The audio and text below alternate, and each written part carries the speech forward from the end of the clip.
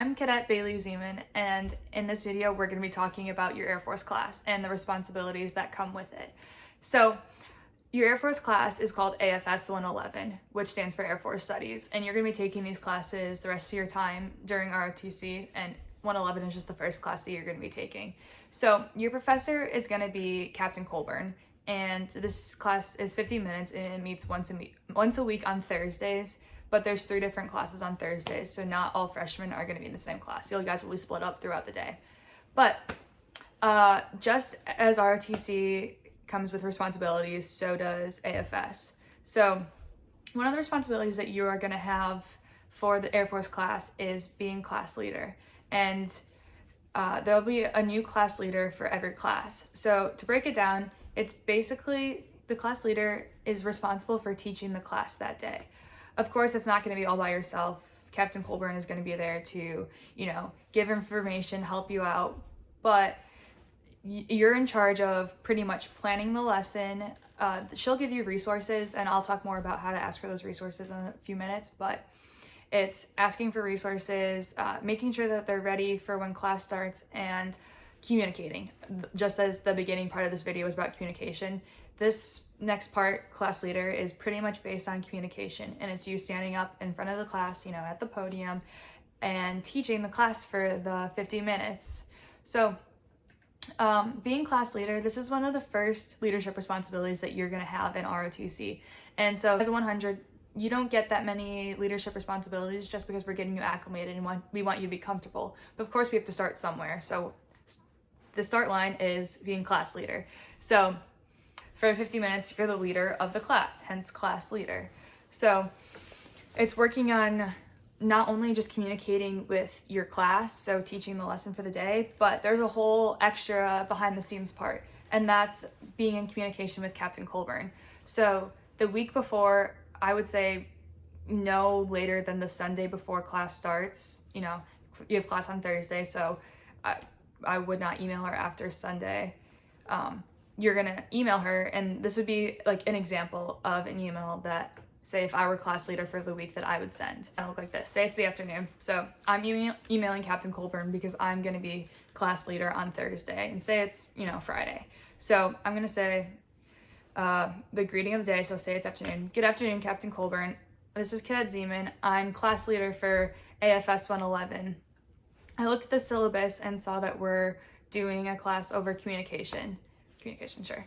And I was wondering if you have any resources that you would like me to use in class, any PowerPoints, videos, etc. And then kind of, you're also going to want to create a loose outline. Being like, this is what I have planned. Is there anything else that you would like me to add to the lesson as well? And then she'll email you back being like, yep, that's great. Or here's some additional resources, or, you can kind of like talk back and forth about how you want the class to be run. But this is really important because that's starting the professional communication between officers. So cadre, so Captain Colburn, who's an officer. So just to recap kind of it all, communication is such an important part, not only with cadre, but also with other cadets. And that's what being class leader is all about, is working on that communication down the chain. So taking that information and then relaying it to your entire class, and also making sure that they know everything that they need to know. Because if you don't do that job well, then you're not effectively communicating, and then that's going to be a problem as you move through your ROTC career. So that's why we're starting to practice it, day one as a freshman. One thing that I will touch on is how you pick class leaders. So you guys, it's really up to you all to decide how you want to pick who the class leader is, but we've done it different ways throughout my time in ROTC, but we used to do it by volunteer basis. So we would have a spreadsheet, just dates lined up, and then people got to sign up for which day. However, we started to do it as we got older, just so everyone was, it was crystal clear who was class leader. We started doing it in alphabetical order. So it's up to you all to decide, but that is something that you... So I hope this was really helpful. I will put a link to, or just my number and email at the end of this. So if you have any questions about anything that I said, or you want me to elaborate anymore, but I'm here. I'm a cadet at this detachment, obviously, so we are here to help you. I will drop my email and number if you have any questions. You can do not hesitate to reach out, and hope you guys like these videos so far. Hopefully they're going to be helpful for you, and thank you for watching. Hi, I'm Cadet Orcutt, and today I'll be talking to you about the importance of communication, not only here in Air Force ROTC in your 4 years at UK, but also in the Air Force as a whole once you commission as an officer. So communication here in ROTC, it comes in a bunch of different ways, but we work with you for 4 years on it and really trying to grow your communication skills. So the things that we teach you will be how you present yourself and how you communicate non-verbally in a military setting, which is your professionalism, your military bearing, and all the ways that you carry yourself as an officer, how your uniform looks, and all of that.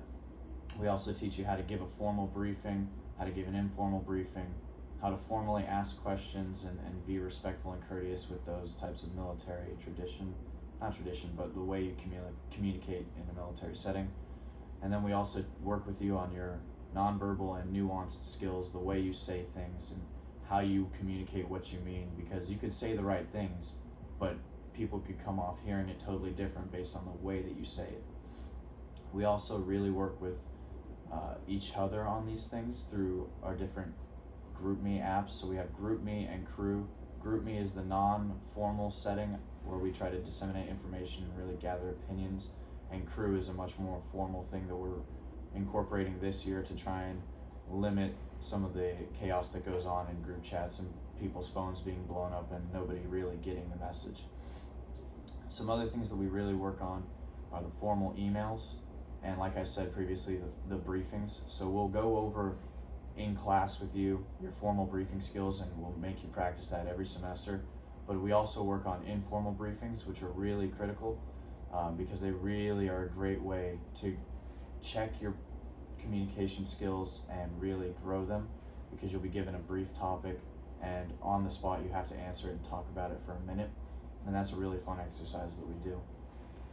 The reason we really work on your communication skills here in ROTC is because communication is critical in the Air Force as a whole once you're an officer. So when you commission in 4 years, hopefully 4 years, some people will take 5 if you're an engineer, but when you commission, you're going to be an officer. You're going to be younger than people that you're in charge of, and older people are going to be in charge of you. So you're at a really weird stage where you have to know how to be a leader and communicate to those below you, but you also have to communicate effectively to those above you.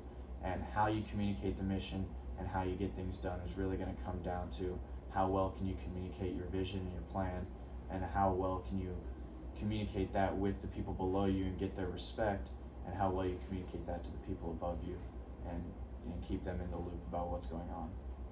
So that's why communication is really important, and that's why we really harp on it here in Air Force ROTC.